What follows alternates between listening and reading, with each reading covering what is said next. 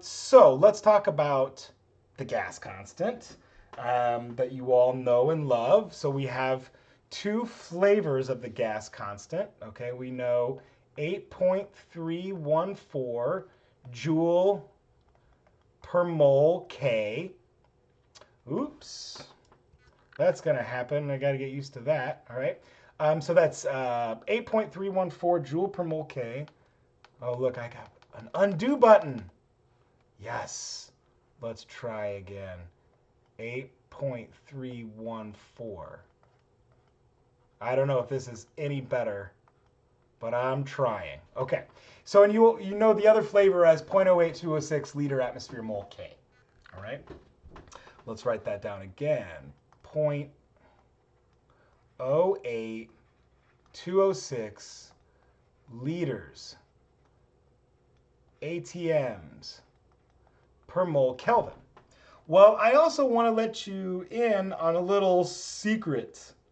The gas constant is a disguise for one of the most fundamental constants in the entire universe, which is Boltzmann's constant. So we talk about the value of Planck's constant, h, and the speed of light, c. Those are two very important constants that hopefully you're aware of that. Something you're probably not aware of, just how important it is Boltzmann's constant, okay? And the way I like to describe the gas constant and Boltzmann's constant is Bruce Wayne. The gas constant is Batman. Think about that.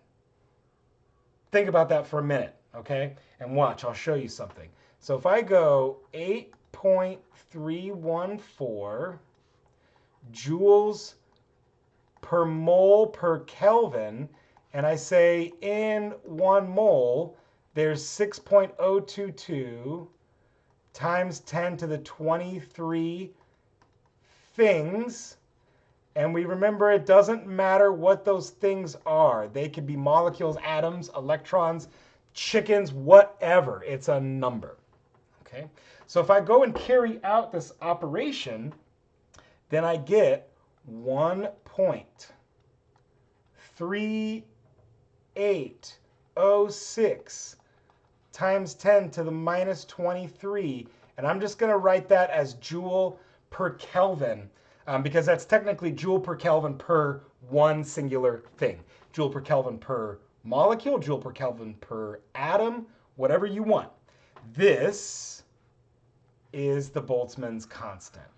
Okay, so you see what I mean? You've known about Boltzmann's constant the entire time you've been a chemist. You've just thought of it as the gas constant. Okay, so that's why Boltzmann's constant is Bruce Wayne, gas constant is Batman. They're the same thing. We will primarily stick with Boltzmann's constant, but we can use the gas constant too if we're talking about per mole quantities. And this leads me directly into this final discussion here of the slide, extensive properties versus intensive properties. Okay, so an extensive property depends on the amount. An intensive property is independent of the amount. Okay, and so I want you to think of some examples for just a few minutes. What is an extensive property and what is an intensive property?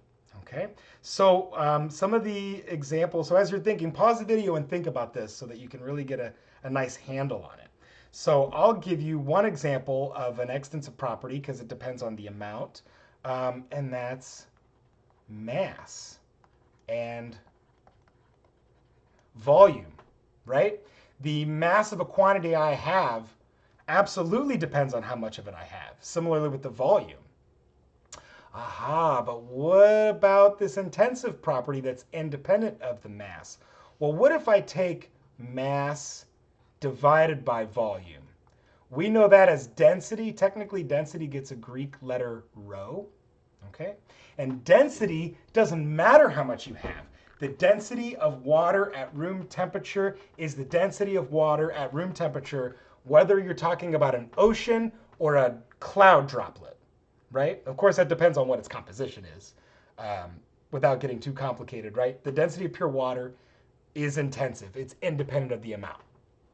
So maybe you're even connecting a bigger picture there if I take two extensive properties and ratio them, such as mass and volume, I now have an intensive property. Okay, so we're going to be thinking a lot about this with energy and other important quantities that we'll talk about this semester.